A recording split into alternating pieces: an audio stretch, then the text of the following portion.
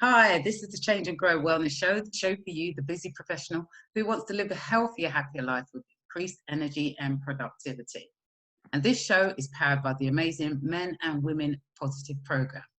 And I'm Jackie Grant, I'm your host. And today we're talking about uncovering your sleep troubles. And we have Joanne. Oh, Joanne, I didn't ask you how you say your surname. I'm so terrible with surnames. How do I say it? Shurety. Shurety. Okay. So we got Joanne Shurety, who is going to talk us through this.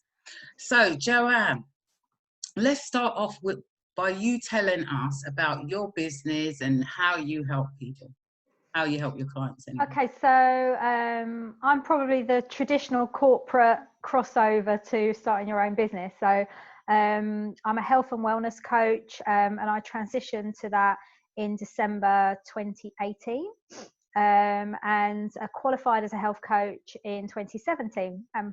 We did the same course. Yes, yes, exactly. We're alumni. Yes. And really, for the first kind of couple of years, I worked mostly with clients on a one-to-one basis for various things. People wanted to just lose weight, have more energy. And more recently, my business has moved into kind of the corporate side. So I work into corporates as well as one-to-ones. But really, sleep is kind of a common factor in pretty much everyone I've worked with. Either they've improved their health and suddenly they've slept better and they've not even noticed that they weren't sleeping well before, or actually sleep is a massive driver of what's going on with them in their health. So they're not sleeping great and therefore, their energy is low. They're picking foods that perhaps not great for them. They're low motivation, lots of consequences of that. So, sleep is quite a common factor, whether it's conscious or unconscious sometimes in your health. So, I work a lot around sleep with my clients, and it's a really interesting focus for many kind of health changes, I find.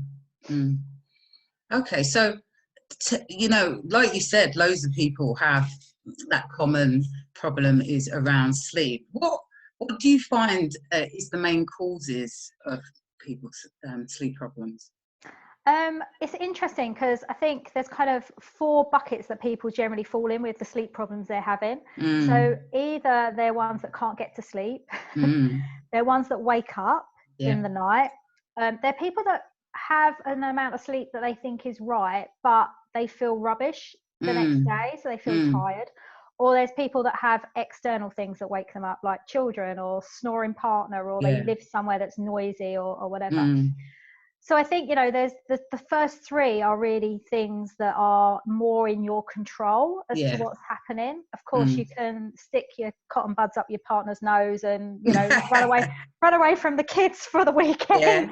That's a temporary fix. So I think some of the main causes really are that we've kind of got out of the habit of learning how to calm our bodies down. We bombard ourselves with so much stuff all day, and we continue to do that up to bedtime. And then we suddenly say to our bodies, right, switch off and get yourself to sleep. And it's really hard for our bodies just to do that. If you think about if you've got children, or when you was a child, your parents and we as parents spend so much time trying to get our children into a pattern of sleeping. We have a bath and a bottle, and all of that stuff is kind of designed to just calm that child down. It's saying it's not time for play, it's not time for activity, it's time to calm. And as adults, we've gotten out of that habit. We've stopped doing the things that calm our bodies down. We bombard it with information and activity and food and alcohol and stimulants, things that keep us awake. And then we wonder why we have sleep. So I think there's many things that are causes of sleep. We've just kind of taken our eye off the ball a little bit and stopped thinking about some of that stuff that's just part of our lives and the impact it starts to have. And it's so right. There's so much things that probably if you thought about 10, 20 years ago we didn't have. So the technology has created a lot of this change in the way that people operate in their life on a day-to-day basis. So what are some of the tips that you would give people if, they were struggling either to fall asleep or stay asleep, or, well, let's stick to one person. Let's say someone that, was finding it difficult to stay asleep. Yeah, I think it's kind of true of all those buckets, because I think all of those things are just an outlet, a consequence. Either you're struggling, or you wake up because of, or you just don't get enough quality sleep in your sleep cycle. So I think, as much as you can remove that chatter, that noise, that stimulus before bedtime, the better. As much as you can make kind of that 2-hour slot, an hour and a half, an hour, whatever you can do, even half an hour if you're not doing it at the moment, to just be calm time, to whether you have a bath, whether you have a hot drink, whether you just read or meditate or do something calming before bedtime, will have such a massive benefit on how quickly you go into a really important phase of sleep, which is the recovery and the rejuvenation and all that stuff that your sleep cycle should be doing. The sooner you'll go into that when you fall asleep, so you won't necessarily have that hangover feeling the next day, because your body's done its job during the sleep cycle. And I think as well, with people maybe that wake up in the night, what that's often is their brains are waking them up because they haven't dealt with something, or there's something still going on in their heads that keeps playing around, and then it wakes them up because they have to deal with it. So as much as you can remove that before bed, whether it's journaling or writing down or doing a to-do list for the next day, it's almost closing off the day, so that your brain doesn't have to think about it at night. It's supposed to deal with that stuff in the daytime. That's what daytime is for. Nighttime, it's supposed to kind of shut down and recover. So I'd say they're probably the two tips: is find something that calms you, find the things that just bring your body down into kind of that still, steady, relaxed state that's ready to go to bed. And if your brain is a very active brain, try and get rid of those things. So try and deal with them or tidy up those loose ends before you go to bed. Journaling, to-do lists are a really good way of doing that. And do you find, that might be a first step for people to start to do that? Do you consider looking at, their diet or the times they're eating or anything like that might actually be impacting as well? Yeah, I think the less stress you can put on your body before bedtime, the better. And foods cause stress on our bodies. We have to digest food, and digestion is a huge operation that our bodies go through. So eating a heavy meal before bedtime is not the best idea, because again, your body's going to be working whilst it should be recovering. It shouldn't be working whilst you're asleep.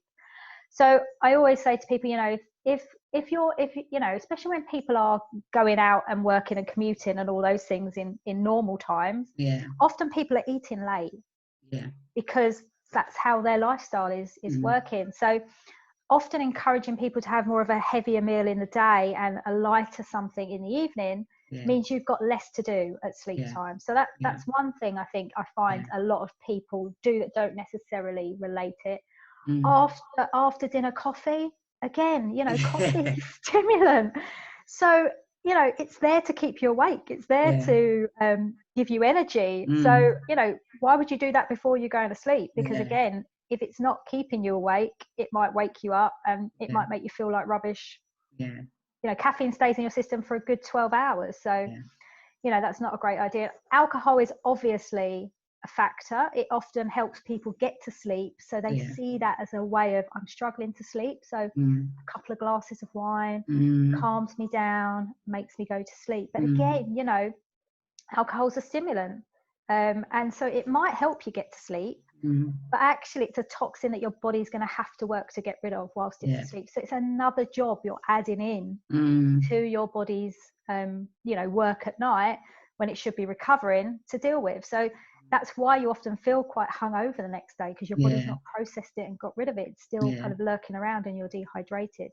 So food and drink can have, quite a big impact. And there's some foods you can have, some of them kind of more kind of carby types foods, not high sugar, not high fat, that are quite good at helping you feel tired. I know porridge makes me feel, whacks me out. If I have porridge in the morning, I want to go to sleep at 10 o'clock.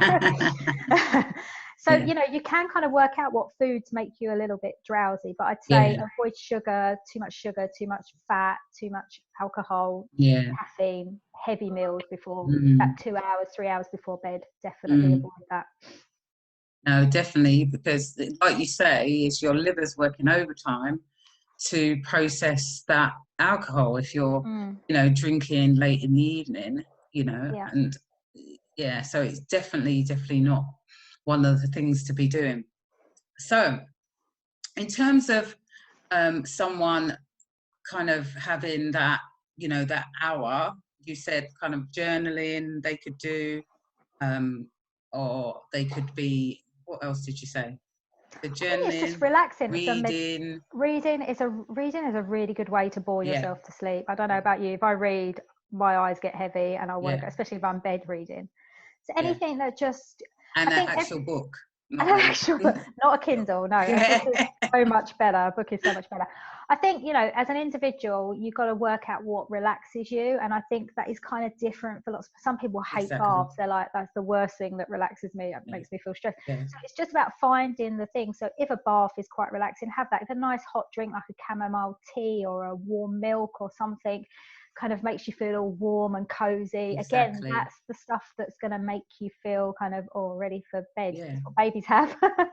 A book or meditation is really good. Some of them apps are brilliant to kind of just get your brain into somewhere else. And journaling is really good. Diary, a to-do list for the next day. And I think if you wake up with thoughts in your head, and it happens to me quite often when I've got something big the next day, I can't help but think about it, and I wake up worrying, is my alarm clock set, and all that stuff. If I wake up, I often just sit down and kind of come out of bed and just write down what I'm worried about and what I'm going to do about it. And then I've done it, and then I can go back to sleep. So sometimes it's just taking control of the worry, dealing with it, and then you can go back to sleep. But it happens sometimes, and it's not, you can't battle it. If you just lay there and worry about it, you're just making the situation worse. You're just better off getting up, dealing with it, and going back to sleep. Exactly. Yeah, because I was just speaking to a client recently, and she was saying that she wasn't able to sleep for the last 3 or 4 nights, and then her period was very, very heavy, and just talking through that with her, and then I said to her, so what have you done differently as to the reason why your cycles changed, getting heavier, and why you're actually not being able to sleep? So after investigation, she was doing too much exercise, so she was over exercising. She actually, because of the fact of we're on lockdown, she was on a walk round.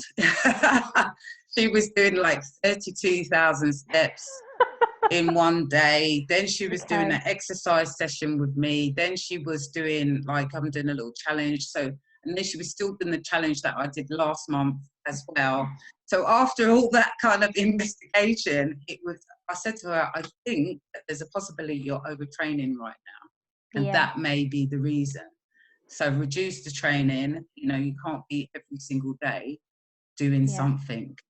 If you're overloading your body, that's really hard for your body to, and you're not giving yourself a chance to recover. If you talk to any professional athlete, they have recovery days. They have, they have rest times, because our bodies need it. We need our muscles to repair, and our function. Us to be functioning our best.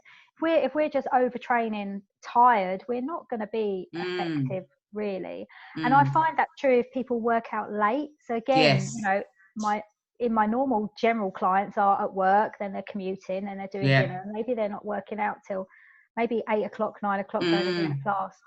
And I always encourage them to just give themselves an hour to just stretch, or have something light to eat, and a drink, so they're rehydrated.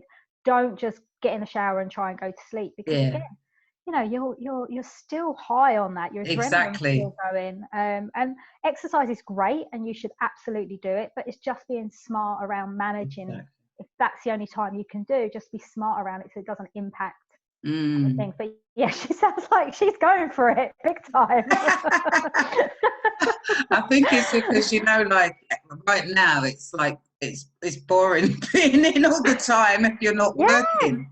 Do you know what I mean? You're so obsessed with not being active that you kind of have to do extra activities to try and make yourself. Yeah, exactly. I know that. But you have to be kind to yourself as well as, and I think any extreme of anything is not always healthy. And you know, over exercising, equally, your body won't thank you for it down the line at some point. Something will go. Yeah, exactly. That was definitely the road I was going down, because it was so funny, because actually speaking to her, and then when I said to her, well, tell me what you've been doing, and then when someone actually speaks, she said, actually, when I spoke it to you, then I realised how much. But yeah, like you say, everyone thinks that exercise is great, and of course it is, but you know, equally there's a balance of recovery as well. You definitely need to recover, give yourself a chance to recover. So what other things have you found that like people may be doing that they haven't actually noticed that they're doing, that might have been, you know, as a result of them not sleeping? I think definitely like meal times is one. I think what they do in the day as well can really impact their sleep. And I think sometimes you think of the two things as completely separate. So, you know, I think not giving yourself a chance to have some recovery time in the day can also impact your sleep, can impact how quickly you can switch off and shut down. So again, you know, you can take the day into your evening. And that can be really detrimental to your sleep. So I think being mindful of what you're doing in the day, to have regular downtime, whether it be 5 minutes, 10 minutes, doesn't really matter. That's really important. Getting outside. So again, you know, natural light helps us sleep because, you know, goes in through the eyes, it stimulates the brain, and it produces the chemical that tells us when it's time to sleep later on. So at the minute where we're kind of in lockdown, we're sat at our desks, which is our kitchen table. before we know it, we've been there for 4 or 5 hours, absorbed in something. And you go, oh, you know, I can't be bothered to go for a walk. I've not got time. But just stepping outside for 10, 15 minutes, take a cup of tea out there, and, you know, or have a glass of water or a sandwich.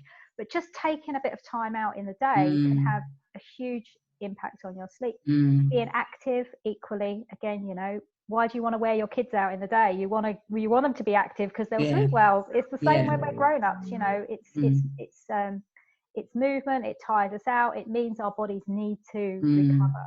So I'd say they're key things. And I would also say, to go back to caffeine, just be mindful of where you're drinking your coffee or high caffeine drinks, like, you know, if you drink Red Bull and stuff like that. I'd say don't drink that stuff, but if you you know, they're not the best things. But again, if you're having energy dips in the afternoon and your reaction is to have coffee or sugar or something like that, think of why the energy drip is there. It could be that you're dehydrated, it could be that you need to get up and move and walk around. So I'd always try those things before having an artificial stimulant like caffeine, because even if you have a coffee at 2 o'clock in the afternoon or 3 o'clock in the afternoon, some of that is still in your system when it comes to bedtime. So I'd always be mindful of having your morning coffee in the morning, and then trying to limit that stuff in the afternoon. Definitely, coffee. It's so much better to have it if you do have it. I just can't stand the taste of it myself. But I don't drink coffee or tea. I'm kind of quite an unusual person. Me neither. I just don't like the taste of it, and I think, but the more you have, the more you need, and so again, if you need stuff like that, then that's got to say something that your natural balance is slightly out. So I would look at, again, what are you eating? Are you drinking enough? Are you moving through the day? Because just those very basic things can have a massive impact on your energy, and again, you know, affect your sleep at night. Definitely. Well, thank you, Joanne. That's really been really useful. So, Joanne, tell us about a freebie that you're going to give our listeners today. So, well, I'm a health coach, so I would always advise that anybody that would want to maybe work with a coach to help them build in habits talks to that coach and understands them and understands how it works. So for anybody that potentially wants to work with me, I will always do a free kind of consultation, a little breakthrough session, just so you get a flavour of my coaching and how that works and how it can help. I've also just added in a lifestyle assessment into my coaching. So I'm using these guys called First Beat. Okay. And this is really good. So you get hooked up to a little machine for 3 or 5 days, and it will show you the quality of your sleep. It will show you where you're recovering and where you're resting. And then the coaching comes afterwards to help you make that change. So I've just added that into my coaching. So again, you know, can showcase that and show people how that works in our first discussion. Oh, that sounds interesting.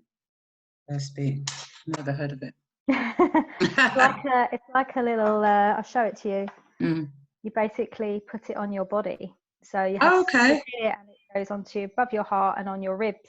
And it looks at your variable heart rate and how well you sleep, where your stress levels are, how well you're recovering. So you can start to identify what's going on in your day and your night, importantly, and how well you're sleeping. So it's really quite good. That is interesting. Thanks for that. So, Joanne, what was I going to say to you? And then I've just gone blankety blank like I do, you know what I mean? Right. So, how do they contact me? Oh, no, yeah, it was. But it was just on something that you just said. Okay. Yes, that's what it was. Because obviously health coaching is pretty new. Yeah.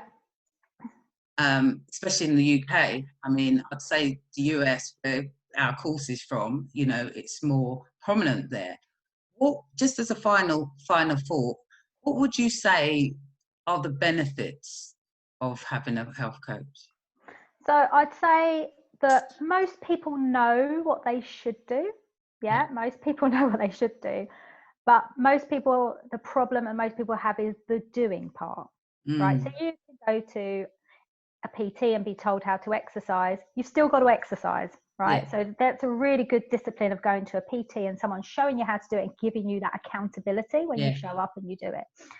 Working with a health coach is a kind of a similar concept.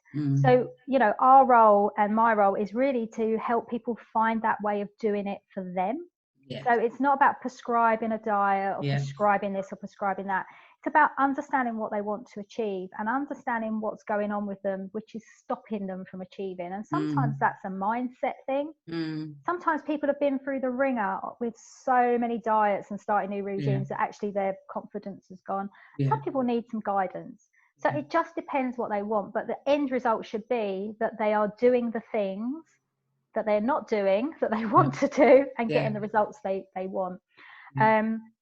So, you know, we often start with a goal and what it is, and we break that down into little achievable things. And by the time you've ended up working with a coach, you should be having a change in your mindset and understanding and seeing some benefits of feeling better, sleeping better, looking better, whatever it is that you want to have the outcome. But you have to have an open mind and you have to be prepared to try stuff, because coaching is a space where you're going to try stuff. It's not going to be, oh, do this, you're fixed, off you go.